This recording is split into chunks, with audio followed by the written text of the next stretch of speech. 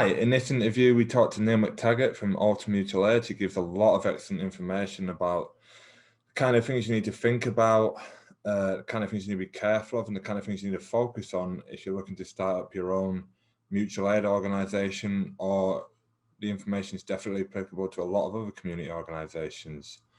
We had some technical issues in this interview. We didn't enable Neal's camera.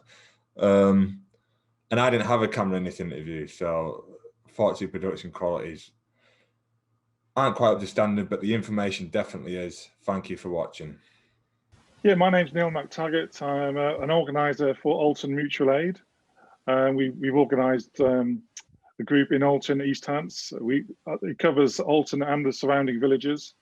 We've got to get up to 200 volunteers to help people from March time. And we've been doing it up until now. We're still carrying on. Would you like to introduce yourselves? Yeah, I'm Danny. I'm partnered with Joe in this Social Sunday School project.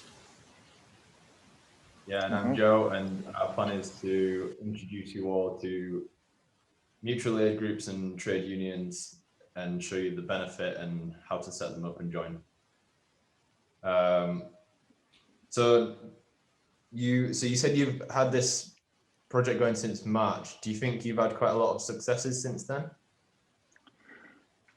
We started out small and it's been expanding because there hasn't been any other support in the area. The council, the government, the NHS have been very late off the mark. So they were just starting to do things in sort of June, July, and we were already set up to do things. So we've been sort of helping the pharmacies in the area, helping the supermarkets to run. We've been, not as well as supporting hundreds of thousands of individuals in the area who have phoned into our free phone number. So we've gone a long way from the beginning. It was a small beginning, but now it's become like we're established in the community, and people are looking to us for support and referring to us. We're referring to them. It's become an extra thing because COVID obviously is an ongoing issue as well. So we every time there's a lockdown, we open up our services and support people who are isolated, people who are lacking finances or whatever. And we try to sort of be flexible to try and support whatever we come across, really. We're flexible in a way that the government can't be. And a lot of other services in the area haven't been able to because a lot of them have been self-isolating and not being able to function. Whereas we've just got whoever's available together at that time, and we said, right, okay, you can do this, we can do that, and we've organised it on the spot. It's been a lot of work, it's been hectic, but I think you've had the enthusiasm because of the nature of the situation, the crisis we're in, and it's an ongoing sort of crisis, isn't it? And I think it's not just a crisis during COVID; it's a crisis that's been developed for the last how many years, through austerity, etc. in this country. Yeah, definitely. People have been left with a lack of resources, and there's nothing on the ground really to jump to do, to actually respond to this crisis. So people have had to sort of do their own thing really, and it's been local people coming together like a community and showing a sort of like a willingness to help each other and people in the community that I haven't seen before in this community. I haven't seen it. I mean, it just shows you if you try, if you put the word out there, people do answer it, and people obviously want to do their bit during the crisis. And they were sick of the lockdown, because you're doing people who we can go out there and support, because we're supporting people. We can go out there as long as we've got our badges and our ID. We can we're allowed to go out, you see, during lockdown and support people. So it gives people opportunities to get out there and do something, for the sitting at home and waiting for the lockdown to finish. It gives, because you hear a lot of stories about people being, there was no support for this sort of thing before we started. So we just had to sort of work off our intuition really as to what we needed. There was a group of people that we worked with. We have some experience organising and doing different things, so I was lucky. And we have a part of the various different groups in Alton area, and that's been very helpful. But it's just so happened that we have people who are willing to step forward and do things which they're out of their comfort zone, and to just to sort of help where we need. So it's come together. We didn't know what was going to happen at the beginning, but it just so happens that it has. And it's just grown. So the main things from what I can tell that your group is involved in helping people with is obviously the helping people with shopping and prescriptions and that kind of thing. Helping people who are lonely, who need some company, and then there's a financial aspect as well. Yes. Well, we started out with a leaflet, basically telling people what we were about and what we could do, and we sent that to every address in the whole area and the villages. And that said on it, basically, we'd help people with shopping support. We would help people with getting their prescriptions every month or whenever they get them. We could help people with phone calling if they needed a chat or something, because people were getting isolated and lonely and they wanted to talk to somebody. And also with like doing post, or anything really that somebody who's isolated can't do, and we could perhaps help with, or maybe refer them on to other people, or specialist organisations that could help them, mental health issues, etc. And also we ended up also helping people with transport to hospital, which was giving people free transport to hospital if they needed to get to an appointment, if they didn't have a vehicle, because a lot of the taxis and services weren't working. So this is the only way people could get if they didn't have a car. So that was became quite successful as well so they're the main things, and we sent a leaflet out telling everybody about this, and that's how we got people interested with a phone number and an email address. That's essentially what we did. As far as money is concerned, sorry. No, go on. So, as far as money is concerned and supporting people financially, we were able to get donations from various different companies in the area who they themselves didn't necessarily have the facilities or the support to do things themselves, because a lot of their staff were isolating. And they were willing to fund us, to support us, once they saw that what we were doing. And we were able to use that money to support people with our volunteers, first of all, with petrol and everything, and finances, pay for the leaflets. Also put together vouchers so that we could actually give the excess money that we didn't need to run the service, to just give to people straight directly that needed it in the community. If we saw somebody that maybe couldn't afford food or whatever, and they had their benefits cut, or they lost their job, or they were furloughing, and they had a big family to look after, various different situations. We'd give them a series of vouchers so that they could buy food each week, and they could buy what they wanted. And we'd go and deliver it as well for them. So that worked well. And that's an ongoing thing too. We're actually supporting people with that as we go.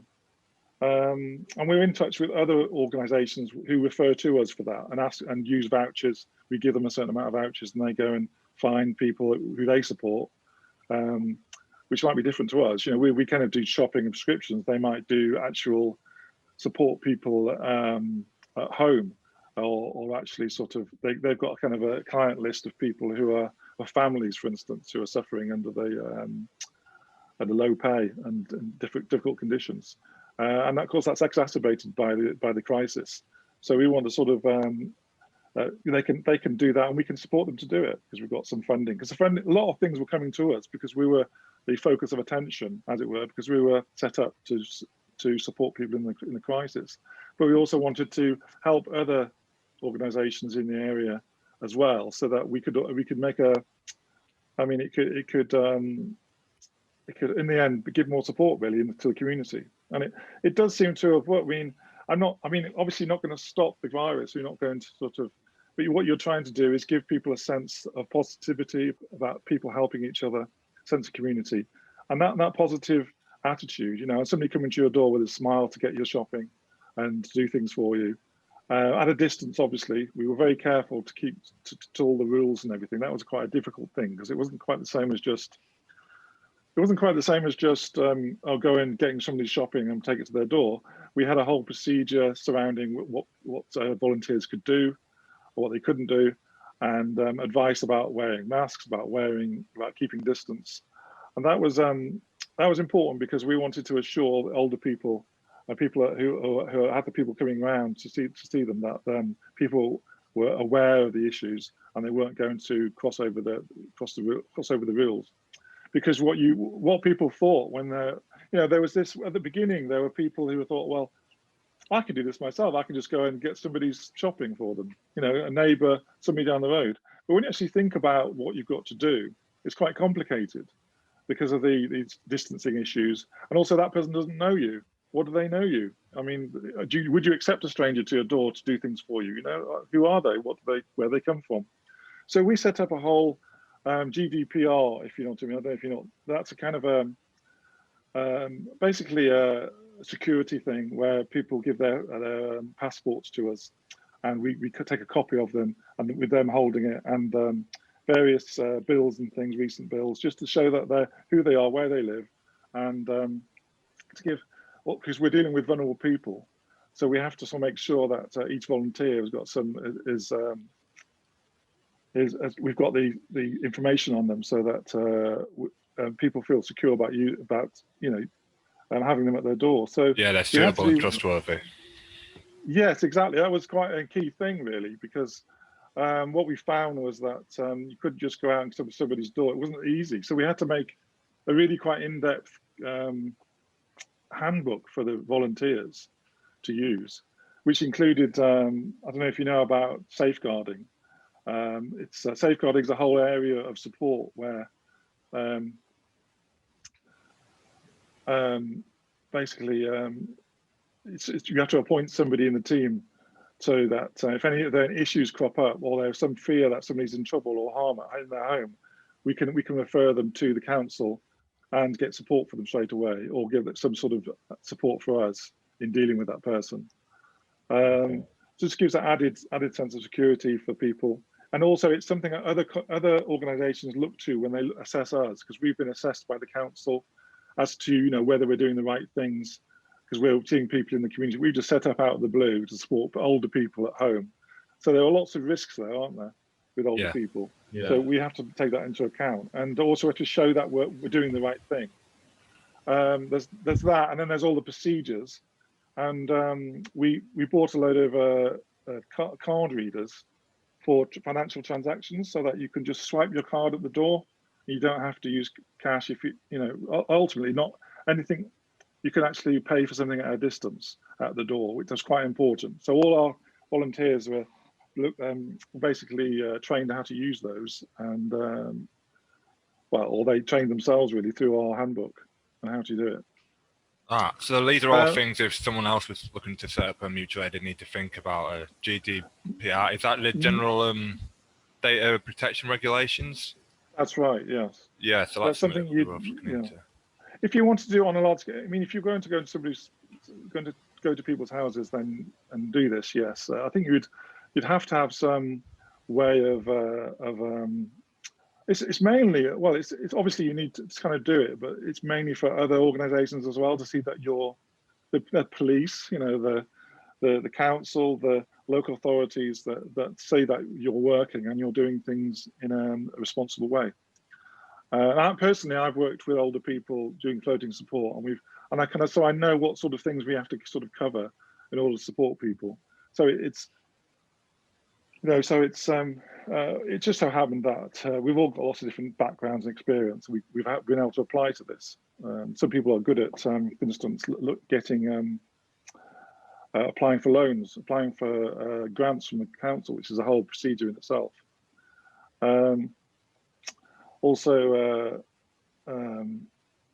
Some people actually, we have a counsellor as well. There's a group, there's 3 people at the sort of, if you sense organising it, there's me, 2 other people, and they sort of, one of them is a counsellor, so he's linked to the council. So we have, so that's it's an interesting link, because we can, it's easier for us to communicate with the council and get grants and sort of funding if we need it.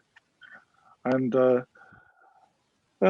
so we've, as I say, as I'm talking, I suppose it seems like it's quite a complicated organisation, but we did start off very small. We just started off with a WhatsApp group with a lot of people that we knew who we could trust, basically, because if you're going to start up something, you need to, and if you're going to be using personal information, etc.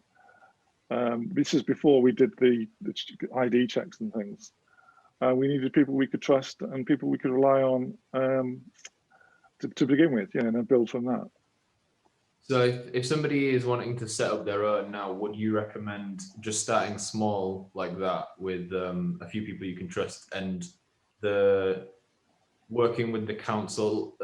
This is a separate question as well. So the council then get in touch with you when they know you exist, or you have to reach out to them? Well, you could just start up, basically. We just sent leaflets out. We just the first thing we did was design a leaflet. What are you going to do? What are you going to offer? And we had a WhatsApp group, and we designed a leaflet. So basically, because when you design the leaflet, you're basically telling people what your plan is, what you're going to do for them.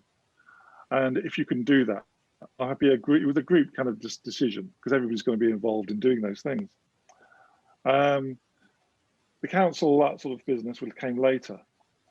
We had a WhatsApp group. So from that, we put the leaflets out. To begin with, it was just the people in the group put leaflets out, and then we had more and more people apply, because the leaflets also asked for volunteer help. And so we had more volunteers coming in. So the volunteers, then we covered everybody in the whole area, because well, to begin with, we had up to 100 volunteers apply. So we had manpower. And we did that, and then we decided very quickly that over the weekend that we had to get this handbook sorted out. And the handbook was really important, because and also the procedure for volunteering with the GDPR, that was probably the first thing we did. So you need, it kind of comes together at the beginning, because you just realize suddenly, oh, we've got to do this. And then we sort of put the leaflets out. We did 24-hour work trying to get the handbook sorted out, finished, because every volunteer gets the handbook then. And then we set up a lot of WhatsApps for volunteers to use in different areas, because we were expecting it to be a large thing. So we were expecting to cover a large area. So what we did, we had one actually coordinator volunteer for each area, each ward, if you like, of Alton and the surrounding villages. And then we sort of waited to see who'd come, really, who would phone. And it was quite slow to begin with, but it gathered momentum. Once they knew we were here, we were there. Yeah. So it was, and once you get people, well, then that was it, just initially just doing the shopping, the prescriptions, and phoning to chat, and posting. That was it. We added transport later. We actually did another leaflet about couple of months later, because we'd expanded and done different things.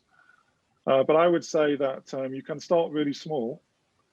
Also, you can depending on, you need to sort of see what reaction you get, and how much time you've got in the day, how much time your volunteers have got. And because at the moment we're doing just 2 hours Monday, Wednesday, and Friday, because it's because we're not getting that many support people coming in. So you just start off small and see who comes in, and then you expand as it grows. And also as you change, say for instance we started working with the pharmacies directly. So we were doing the deliveries for the pharmacy every day. So we were appointing volunteers to do that on their own, to take on all of the deliveries for one pharmacy, and then we split it up into 2 and then 3 as it got more and more. But that was a different way of, and then we had so we sort of segregate it in a way that was practical for the because working with the pharmacies, people needed to be, they preferred to have 1 or 2 people who they could trust at the pharmacy coming to the door and getting prescriptions and taking them off, you see. So that was having to organize that a different way. And they were going all over the place every day. They were doing. We did actually do. In terms of numbers, we did many more pharmacy deliveries than we did shopping. We did about overall. We did. I think we did about 1,200 shopping trips, and we did about 3,000 pharmacy trips. Wow. So it sounds like the pharmacy is a really key area. People need help. What actually is the process there? Yeah. Do you go directly to the pharmacy and then they give you the prescription and the addresses to drop them off at, and then you just go drop them off? Well, the pharmacy, or the different ones, we had different pharmacies do different things. You'd have to communicate with the pharmacy by phone, the pharmacist, and they would sometimes some of them would have a box, they call mutual aid box, which people just put their prescriptions in. They put them in, so we collect them every day. What was in that box, but it would be then generally conversation with the pharmacist, and what you'd have to have an agreement with them as to what was suitable for that area and the amount of people went to that pharmacy. I must say that another organisation, or another thing we had to do was start up, which was important really, was start up Google Sheets. Do you know Google Sheets on Google? Yes. It's spreadsheets on, interactive spreadsheets that people you can decide who accesses it. And what basically we had a Google Sheet for basically a database really. But it was really a table with all the calls as they came in. So somebody on the phone would input the call onto a spreadsheet at the top, and that would add up as to when the calls came in. And then you'd have people online using computers, all the coordinators, looking at what was coming in for their area, for their ward, and then they were passing it on to their ward volunteers. And they were going out and doing it. So you had a system, it was being online was such a, you couldn't have, none of this could have happened if you haven't got online access. So it was Google Sheets is very handy. And also we had a free phone number, which was donated to us. We didn't have, at the beginning, we just used a phone number, which we had to change, which is another reason we did another leaflet. Then we got a free phone number, obviously, because this is all free, and we want to do it free at a point of need, and we didn't want people to have to pay money to phone in, so that was great. So I would, there's different mutual aid groups. There actually is one in Four Marks, which is down the road, sort of next town. And then there's one in Borden called Borden Buddies. It's a similar sort of thing, and they all work in different ways. But it was we tried to work in as larger area as possible. So we did try to organise it so that we had a lot of people, because we had about 20 to 30 people initially. So we could actually get quite a lot, spread that along to a lot of people, and once we'd organised and set up the structure, it was just a question of waiting for people to phone in, and then when people phoned in, a lot of people, especially towards the end of the lockdown, were wanting to have phone calls and talk about things. You had a lot of mental health issues, a lot of people with anxiety. Associated issues which exacerbated by the lockdown. So we had to extend our phone. We did full callbacks. So if somebody got some shopping for us, we'd organise somebody to call them back and say, "How did it go? Is it fine? And you need any help?" And also gives them the opportunity to talk. And also some people will phone in and say, well, they're a bit lonely, they want to talk to somebody. But a lot of people just didn't want to do that. You wouldn't want to phone in and talk about that. So we used the phone back as a way of getting people to maybe come out of their shell a bit, because we knew that a lot of people were phoning in or wanting shopping, mainly a lot of the time because they just wanted to have a chat with the person on the phone. Yeah, it's quite bold to just volunteer that information. I'm lonely. That's not what most people do. Exactly. So did you give the volunteers who were dealing with these mental health issues any special training? Was that included in the handbook? Was there anything more training that went into preparing people to deal with that? Well, we everything was in the handbook. Basically, we were able to give somebody the handbook. We taught them through using the technology, the card reader, and it was up to the individual coordinators to take people through, if it was their first visit, to make them aware of the various, keeping their distance, washing their hands, that sort of thing. So we were giving them advice, but also people were learning on the job. People who volunteered, sort of people were very able, and they were able to sort of tell us basically what situation was on the ground, and we were learning a lot from people actually who were going out there and supporting people. And I was able to also, a lot of us have got experience working with supporting people in the community, so we're able to communicate that way with people on the ground as and when things happened. Because after all, we weren't actually everybody was supposed to keeping at a distance, and not actually you're not allowed to go into anybody's house, for instance. It wasn't a kind of personal support situation, so the training was really fairly limited. But we were still limited also by the situation we were in, and about the speed in which we had to operate and get things set up. So I think we had to do a training for every a long-term training for every volunteer, it would have probably set us back a bit. But we did have try to allocate people who are suitable for certain roles, knowing what sort of experience they had, because we had questions that we asked at the beginning when people applied. So.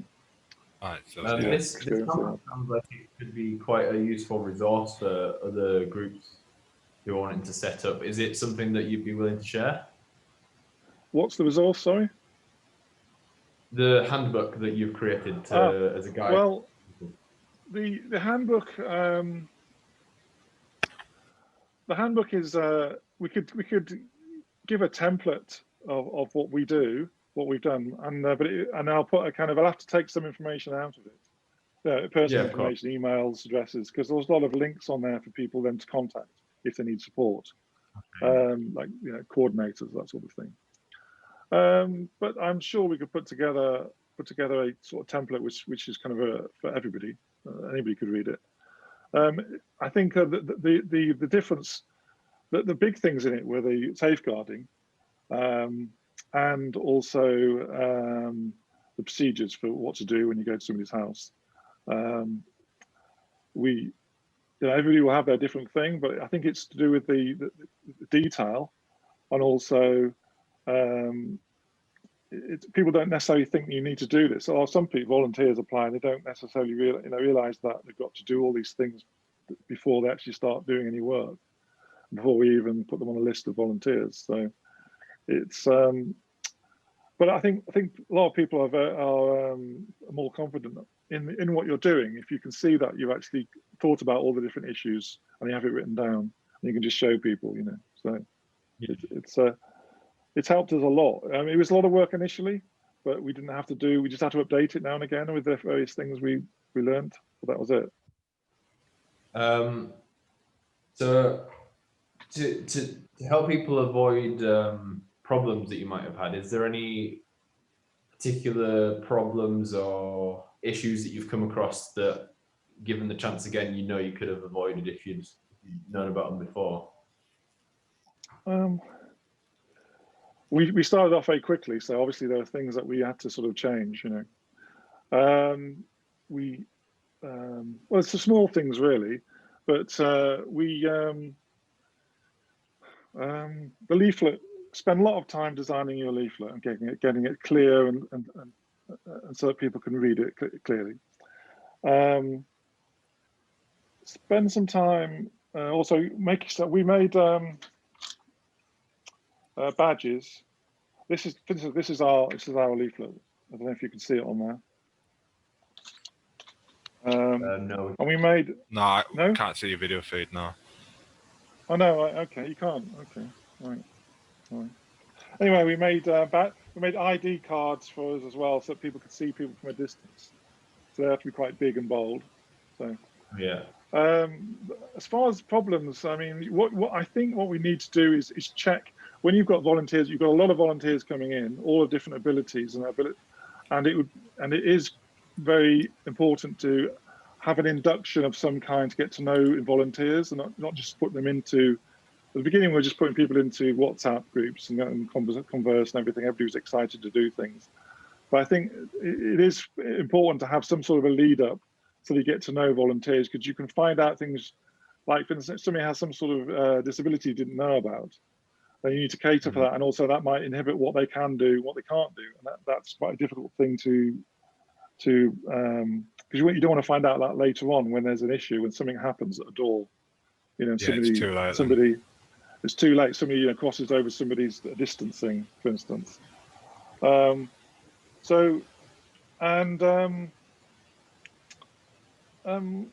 Not really. I mean, there's not. I mean, that we haven't had that many problems because everybody's been so keen to do it. It's been any problems we've had at all. It's quite small, and ones that we were too much. There's too much work really to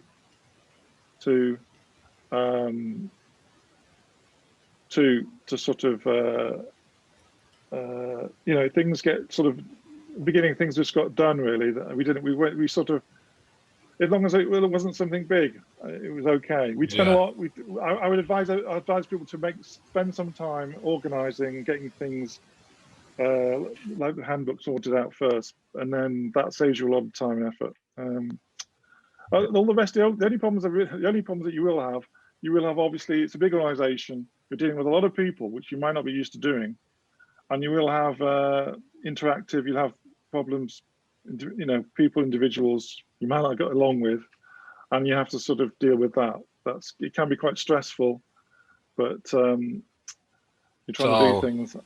Making sure you've got a framework at the start by something like a handbook, and then people management skills seem to be the real key area to focus on with something like this. Yes, be positive. Volunteers, when they come on, they want to do something. They've said yes, they're really positive. Keep that positivity going as much as possible, and include what their skills and what they're into. Trust those volunteers, because a lot of time those volunteers have got more knowledge than you have about something. And if you include that, then you can build your knowledge, and people feel as though they're a part of what you're doing, and not just a volunteer. You know, they're actually building on what you've done and adding to it, because we're all volunteers. All the people organising it are volunteers. It's a community hub, if you like, and I think to build that community atmosphere, to build that community is really important. I think we managed to do that, and that's great. It does help that there's a lockdown, obviously, because then people are free to do things. The less of a lockdown, for instance, we've got a lockdown now. It's not really a lockdown, and you can't, you know, people are going to school, people are going to work. So a lot of people can't do volunteering, and a lot of people are going out and not doing. You know, there's been a kind of a gap in between where people have gone out and done things. So you're getting less people applying, you're getting less people going out able to volunteer. So you're kind of it does require a lockdown. That's another thing I should say. A lot of governments at the moment are resisting lockdown, and they want people to get back to work as soon as possible. At the beginning, there was a proper lockdown. Everybody was off work, so everybody was able to do it. We still have 170, 180 people on our list of volunteers, but only a fraction of those are going to be able to do any volunteering. So you're going to have to get. Oh, that's another thing that I suppose you should think about, is that you need a lot of volunteers. You probably get about 20%, 30% of the volunteers you get in who are actually going to be doing active work and continually. So you need quite a lot. You need to be aware of the proportion of people who are probably going to actually be volunteering on a. Yeah, we had 100 people. Yeah, we had 100 people, and we'd have a handful of people who were doing like loads of work and really good and really motivated. And then you get other people who would do it now and again, and then you get people who come in and do other things. We had a whole section of people who were doing like just phone calls and supporting people and doing that way, because they were locked down themselves. They were isolating. Yeah, as always, really, I think when you organise stuff, there's always one or two or three people who are doing a lot of the work, busy. Yeah. And just the way it happens. And not everybody's you're going to need quite a lot of volunteers in order to get a group going and doing things. Otherwise, start really small and don't do things really big. We were just lucky that there was lots and lots of people. Otherwise, we've had to scale down and done something a lot smaller. Thank you so much to Neal for giving us all that interesting and useful information. Thank you to watching. Again, we do apologise for the technical difficulties in future videos. We definitely will remember to turn on all the video feeds. If you'd like any more information about Alton Mutual Aid, please see the links in the description. Thank you again.